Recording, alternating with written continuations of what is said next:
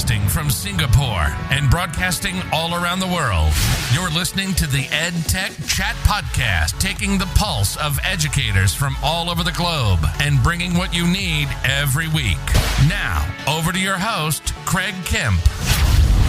Hello and welcome to episode 29 of the EdTech Chat Podcast. I'm your host, Craig Kemp, and I'm thrilled to have your support. I continue to work with the incredibly talented Mark Quinn to improve the final audio quality of this podcast. He has his own podcast production studio that provides editing and mastering services to content creators. To connect with Mark, please see the details in the podcast notes below. I wanted to take a moment to thank you for your ongoing support. Last week, I shared on my social channels that we had 7,500 podcast downloads, an incredible feat. Thank you for your time and thank you for continuing to listen and support what I do. Please share this podcast with your colleagues, friends, and family so we can reach even more people. As I've mentioned before, I've grown my Ignite EdTech consultancy team to include some of the best EdTech leaders from all over the globe. Each week, I want to take a few moments to introduce a new member of our team that you may like to chat to about supporting you in your school or company. Today, it's my pleasure to introduce you to Victoria Thompson. Let's have a listen to our chat. Thank you for joining me today, Victoria. As a valued member of the Ignite EdTech consulting team, you work with schools all over the world to help them thrive in many different ways. Tell us a little bit about your current role, your experience, and your areas of expertise. Yeah, so first I just want to say thank you so much, Craig, for having me on, not just on this podcast, but also for the team as a whole. I am super honored and also so delighted to be working with such a great group of educators. And it's really exciting to start this venture with you. So thank you so much. When I'm thinking about my current role, so I am a STEM integration transformation coach. So my actual role is a bit of a mouthful, but I work for a Technology Access Foundation, and that is a nonprofit leader in education in the state of Washington. And I do live in Washington State in the United States.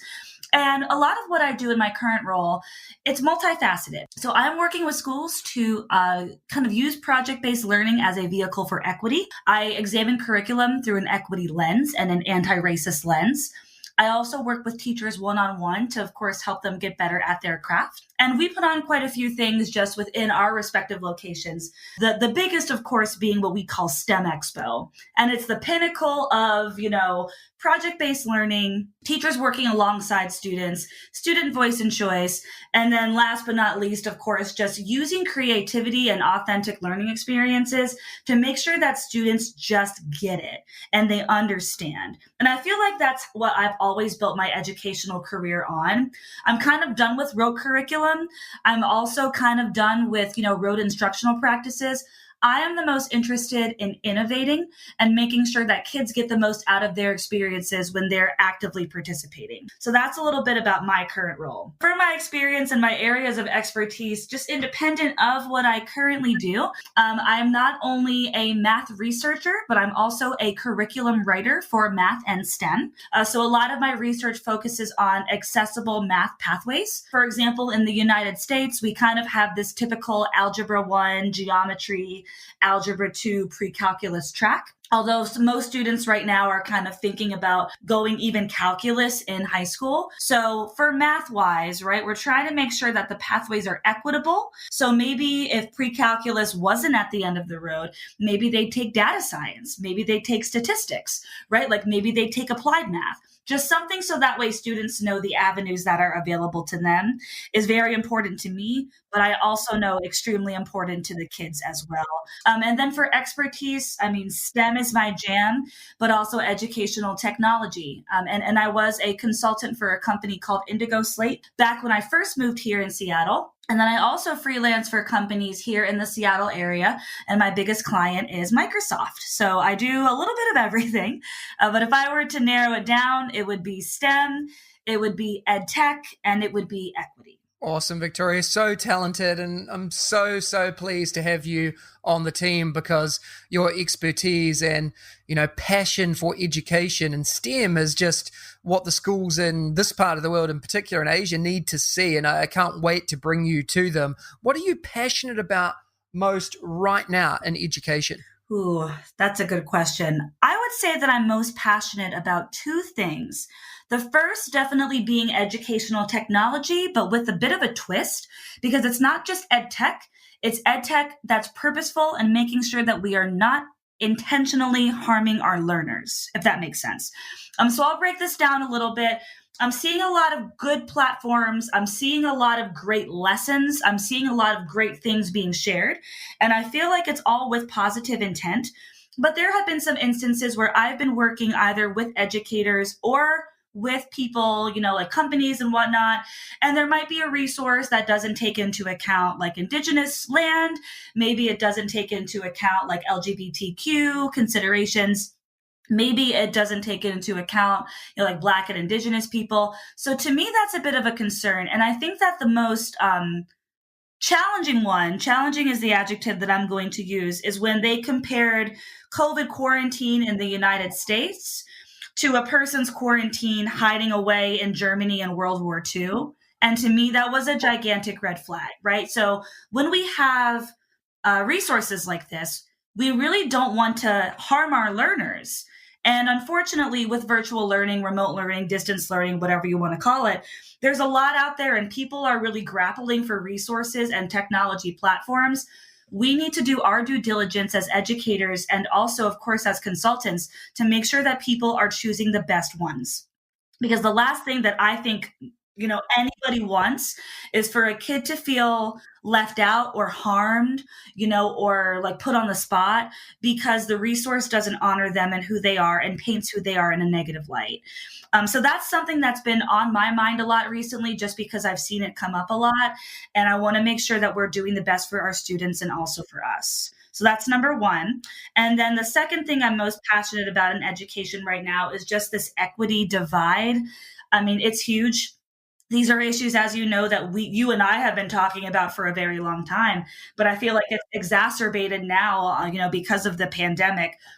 How do we make sure that our students are receiving the best quality education, whether it's face-to-face or remote?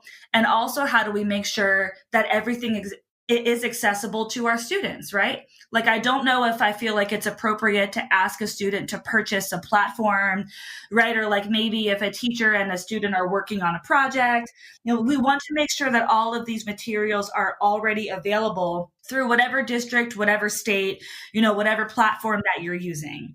Equity is top of mind right now because the disparities have gotten so crazy during COVID and they've already been insane, but now it's just heightened to the highest height.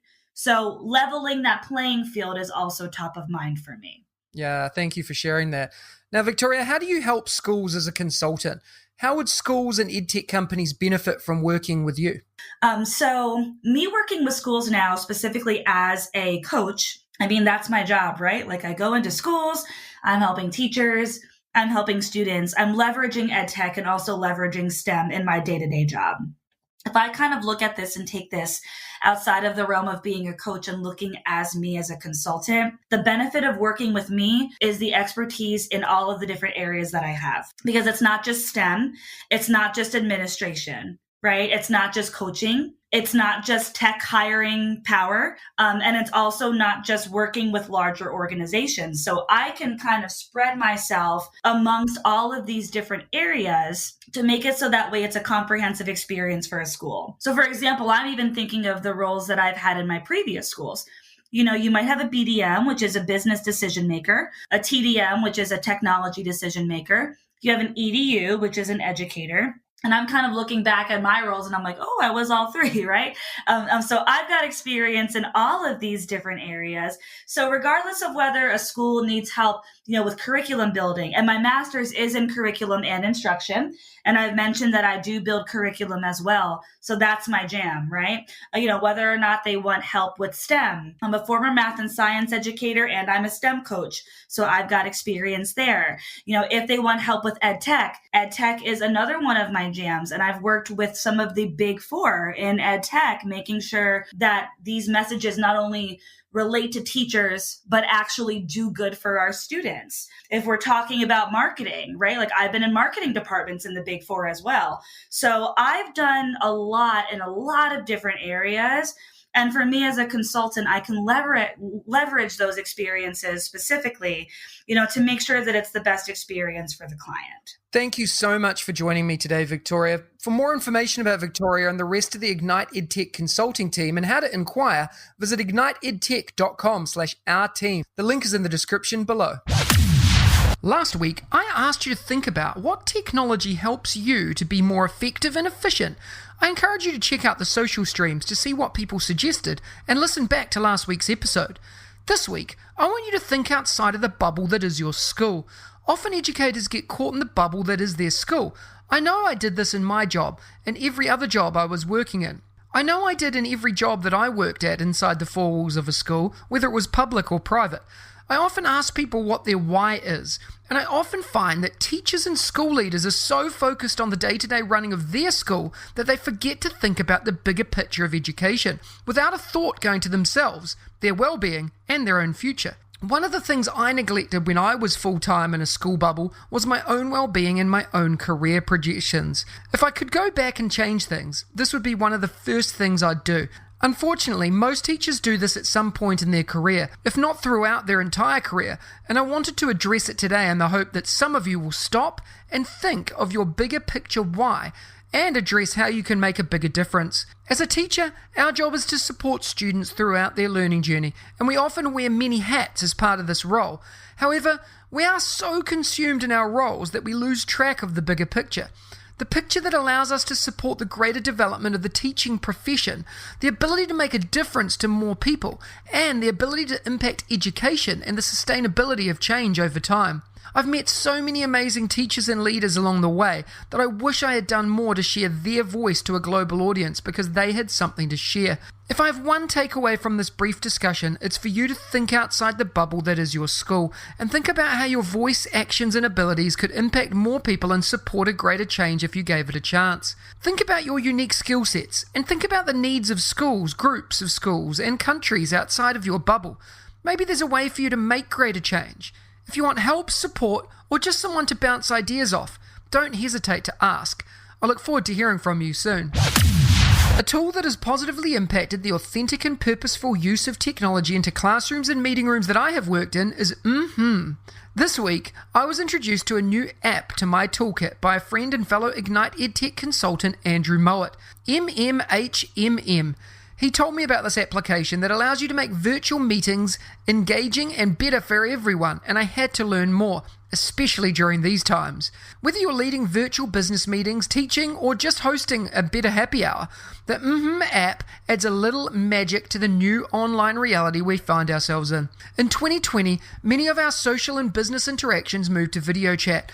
Suddenly, we were all just bland heads in a box, and it's been harder to present, collaborate, and entertain. The team at mmhmm built their application to add a little joy to their own virtual presentations and then shared it to the world. mmhmm turns your laptop into a full video production studio. For up to 60 minutes a day, all users get access to the basic features of the app, as well as the entire premium tools set, including customizable rooms, presenter controls, and fun and useful features like laser pointers. You can try out the mmhmm Premium for free for 7 days, or upgrade now to use that without time limits for only $9.99 a month or $99.99 per year. All teachers and students get mmhmm for free for 1 year too, so don't miss out on this amazing opportunity. I highly recommend that you take a look at www.mmhmm.app. The link is in the description below. Last week, we talked about note-taking and shared some ways to use technology to harness the power of note-taking, including sketchnoting. If you're interested in learning more, go back and listen to last week's episode. This week, I wanted to focus on EdTech companies and the awkward space they hold with teachers, parents, and leaders globally. For the past 18 months, I've been running my own consultancy company, Ignite EdTech, supporting schools and EdTech companies thrive, grow, and be successful in their use of technology to solve problems and add value to learning all over the world. During this time, I've fielded many questions from educators, particularly around the monetization of EdTech companies, and I wanted to highlight a few tips and ideas for both educators and EdTech companies here to utilize. As a consultant, I'm in a strange position. I work for myself, so I call the shots. However, in this privileged position comes the requirement to be transparent and own everything you do in the public space. What this means for me is that I only align myself with companies and EdTech products that I love and I click with. When I learn about a new tool, I always spend time investigating it and doing lots of research before I share it. I love helping others find new tools and connecting companies to like-minded people who want to be successful. One of the things I never do is work with companies exclusively on a commission-based arrangement. I'm not a salesperson, and I never will be. I'm an educator, and I always want to value this. When I engage with companies, I'm always happy to share their product. I share tools regardless of a working relationship because I know that people can trust the tools that I share and that they're great. I make no money from any of that social sharing. I get paid to support development, strategy, and growth. Bring an educator's mindset to companies that more often than not have no educators working inside them, to think with a pedagogical hat on and to support the development in this way, particularly here in Asia Pacific. The reason I wanted to bring this to your attention is because I often get asked this and why I share tools. I wanted to reassure everyone that there's nothing in it for me, and I'll only ever share tools that I value and would use for myself. The other reason for sharing is that many educators could and should be in the same position. As an educator, you are an influential person, whether you like it or not, in the eyes of an EdTech company, because you have the connections, you have the wisdom, and you have the pedagogical knowledge and the expertise to help them build and grow. Don't hesitate to connect with companies who have products that you love. Talk to them about how you can help and work on an arrangement to help expand their product. It's in everyone's interest to work together. If you're an EdTech company listening to this, invest in teachers and educators more than any other human resource. They will help you succeed. They will help you get your messaging right, and they will help you connect and collaborate to improve your product and help you solve problems. We're all in this together. Work together and help each other out. Trust each other and believe that you can do great things. If you're a company, offer free trials and be prepared to put in the hard yards. But above all, be transparent and open about what you want to achieve and why. I hope this helps you in your understanding about the working relationship between educators and EdTech companies. Now is the perfect time to take this and try it out. If you need help in this process, please don't hesitate to ask. I look forward to hearing from you soon.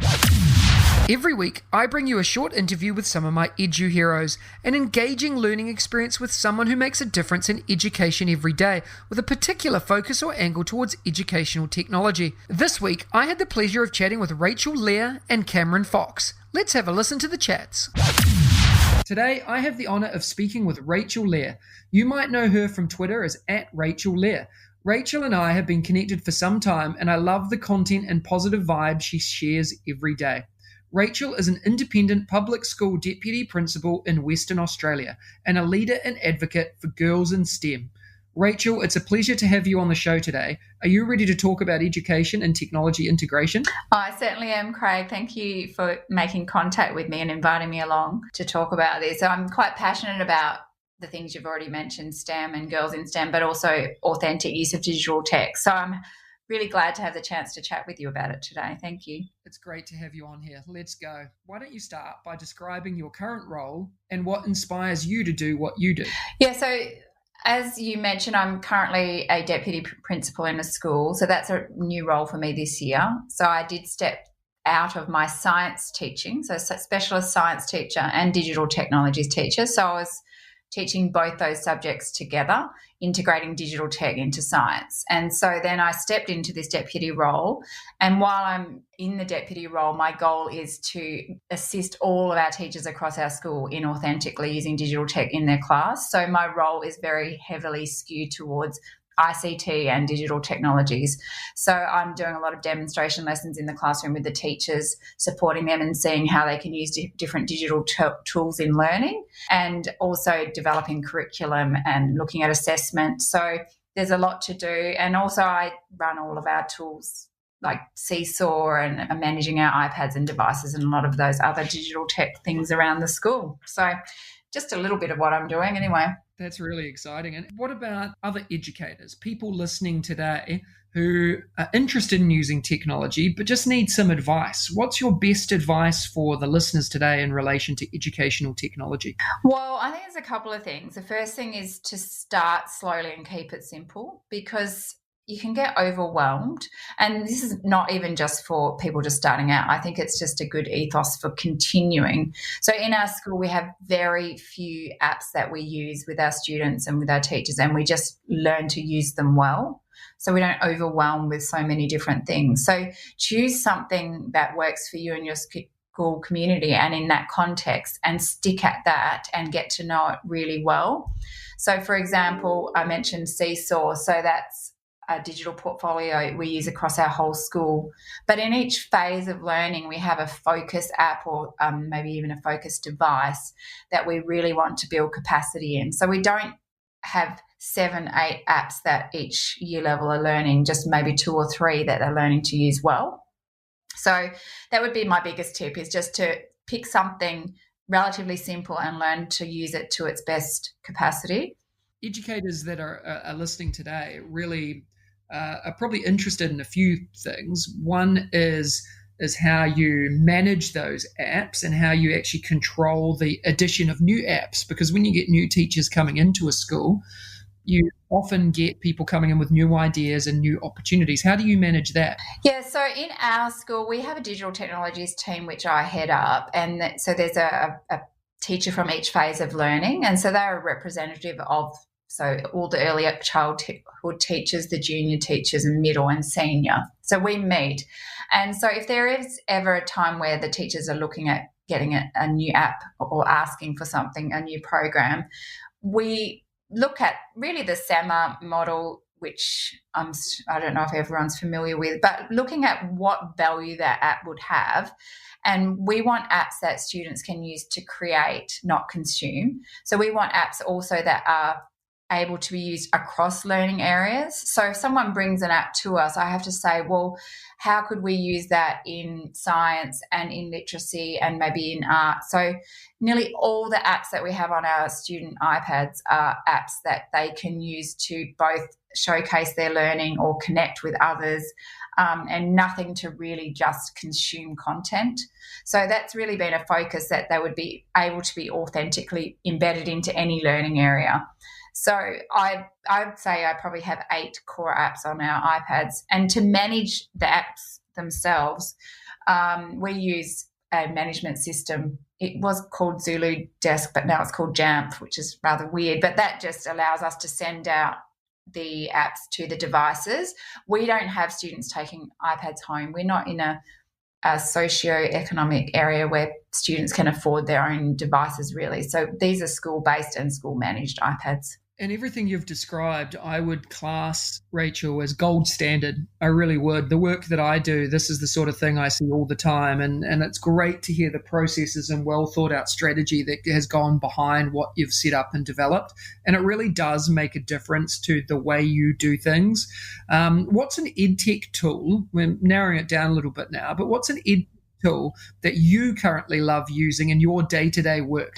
Well, it's hard for me just to pick one, and I've already mentioned Seesaw, so I won't go with that. But that would be my number one tool for sharing all of the learning that we're doing with other digital tools. So I couldn't do without that. But my little passion at the moment is Minecraft. So I'm loving how we can use Minecraft in any year level, in any learning area, and find an authentic way to get the students to engage with learning and then to share their learning. So at the moment, I'm doing lots of demonstration lessons around Minecraft. So for example, one lesson we're talking about rules, and we watched some clips about a road chaos when there were no rules. And so we've downloaded a Minecraft world of Melbourne City, and the students are going around the city and placing non-player characters, little NPCs that are sharing road rules.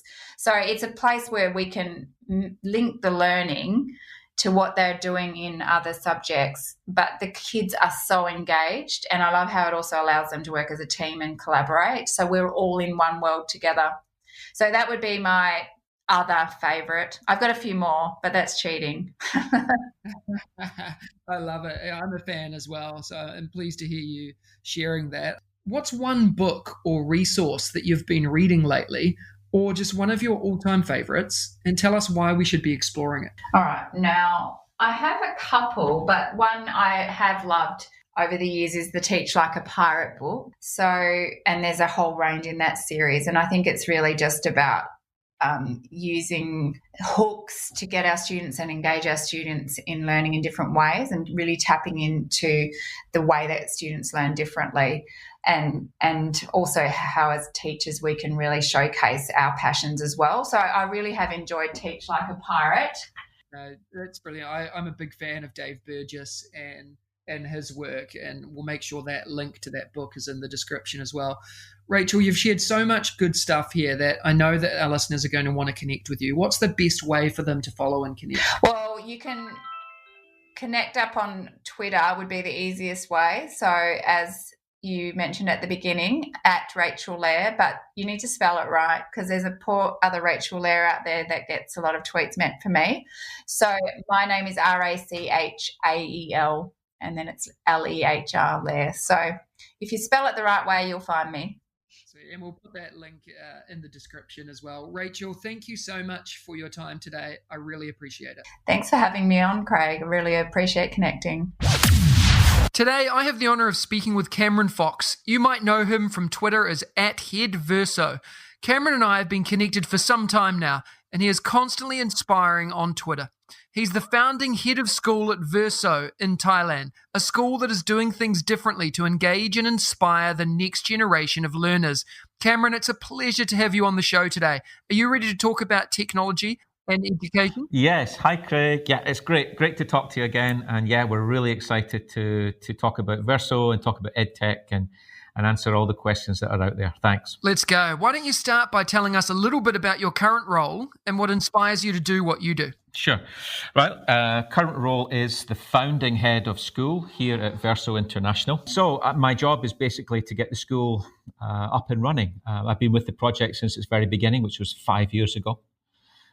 So to see the school in front of me right now and know that we came from, a blank sheet of paper and a big piece of land, to see it take shape right in front of us is amazing. So yeah, that's my role, to lead the team and to help VERSO get established. It's an amazing journey that you've been on, Cameron. I've been following it since the beginning. It's so exciting to see it come to fruition. Tell us a little bit more about VERSO School and your philosophies and vision, and what sets you apart from the rest. VERSO really is a design-driven school. We took our inspiration from the world of design, and we were very fortunate to work with IDEO, the global design and innovation company from San Francisco, and we worked with them to eke out a concept, a blueprint for the framework of the school. So that was an incredible experience, a wonderful opportunity to work with people outside of education who really helped us to imagine and rethink what we could do with a school project like this. That's exciting. And what about the day-to-day operation of the school? What's different to many other schools in the region? I think day-to-day operations, there's still lots of things there which are familiar. We start at this time and we finish at this time. But what we've tried to do is rethink the way that we use time during the day, for example. So we've avoided going for a traditional schedule. We've sort of reorganized the day into 5 elements of time.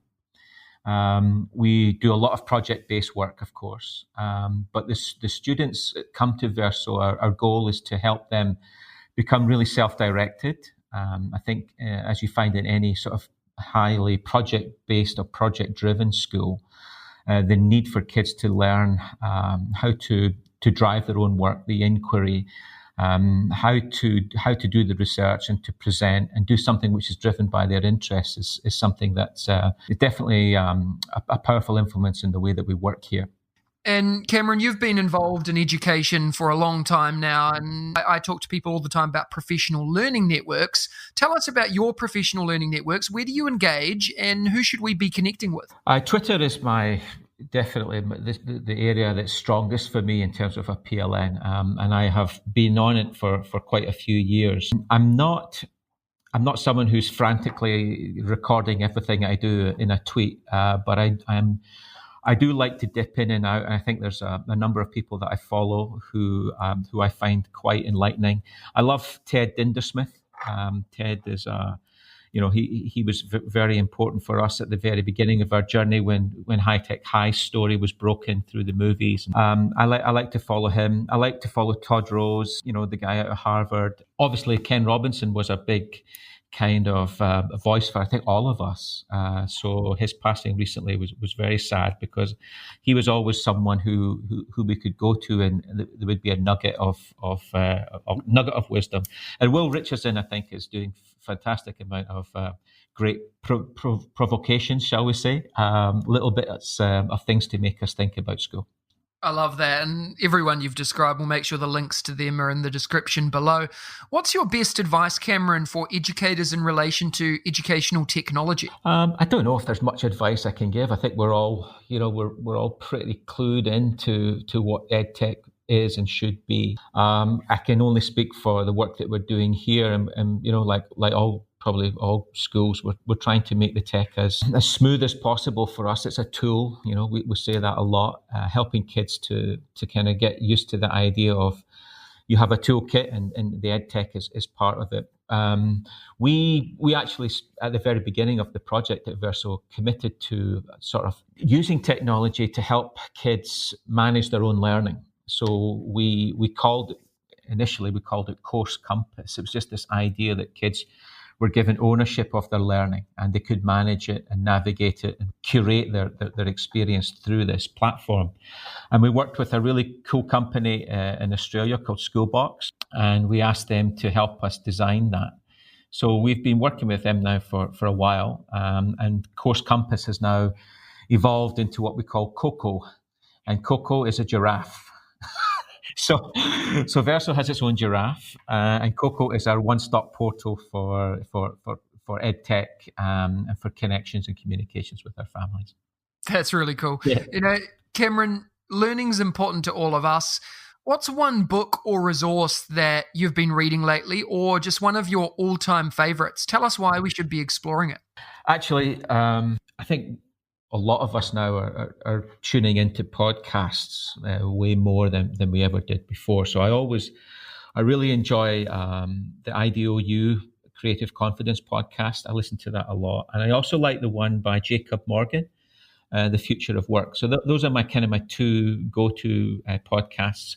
And the book that I enjoy going back into a lot is a book called The Shift. And it was written by Professor Linda Grattan. And she comes out of the London Business School, and it's about the future of work. So I find it a really good story. I find there's always little bits that I can pick up and say, if parents could understand this, then some of the decisions that we're making about learning would be more understandable, perhaps. Yeah, absolutely. And, everything you've talked about in the short conversation we've had, Cameron, totally inspiring. I know the people listening are going to want to get in touch, learn a little bit more about what you're doing, about VERSO, and potentially see and maybe chat to you about the things that are going on. What's the best way for them to follow and connect? Follow me on Twitter, definitely, is probably the way that you'll get an insight into the things that are important to us. So that's always a good one. And then, of course, they can contact me directly at the email at the school, cameron.fox@verso.ac.th. Brilliant. Cameron, thank you so much for your time today. You're welcome, Craig. It's really good to talk to you again. All the best. Next week, join me for episode 30 of the EdTech Chat Podcast, when I'm joined by Thomas Murray. One of the things I love doing is giving away prizes as a thank you for tuning in, listening, and hopefully subscribing to the EdTech Chat Podcast. Last week, I gave away 3 copies of Sylvia Duckworth's sketchnoting book. To win, you needed to complete the form at bit.ly/edtechwin. The winners have already been contacted directly by me, and they are Todd Davis, Katie Steers, and Lisa Stull. Congratulations, Todd, Katie, and Lisa. This week, I'm giving away 1 hour of free consultancy support from a member of the Ignite EdTech team. Check out the team at igniteedtech.com/our-team to see how we can help you move from surviving to thriving. To win the consultancy support, you need to go to bit.ly/edtechwin and complete the simple form. It will take you less than an hour to complete. The link is in the description below. Competition closes on Wednesday the 25th of November, and the winner will be contacted directly by me and announced on next Friday's podcast episode. Good luck. I wanted to take a few moments to let you know that there are 3 episodes left in the 2020 season of the EdTech Chat Podcast. We'll be taking a little break over the December holiday season and be returning at the end of January 2021 with a few tweaks and a couple of changes that I'm super thrilled about. Stay tuned for more details. If you enjoyed today's episode, smash that subscribe button and share it with your colleagues, friends, and families. I really do appreciate your support. Please remember to take 2 minutes as well to rate the podcast so we can reach even more educators and EdTech enthusiasts globally. Please share your favorite parts of today's episode by tagging me on Twitter, Facebook, Instagram, or LinkedIn. And don't hesitate to ask me questions that I can answer in an upcoming episode. Remember, you have the chance to win as well, so check out the links in the description for more. I'll see you again next week. Thank you for listening to the EdTech Chat Podcast, creating a community for educators to learn, share, and grow. If you like today's episode, please don't forget to subscribe so you don't miss another episode, and be in the drawing to win prizes every week. If you know others that would enjoy the show, please hit that share button and brighten their day. Join us again next week for your weekly EdTech hit with @Mr. Kemp NZ. We'll see you again soon.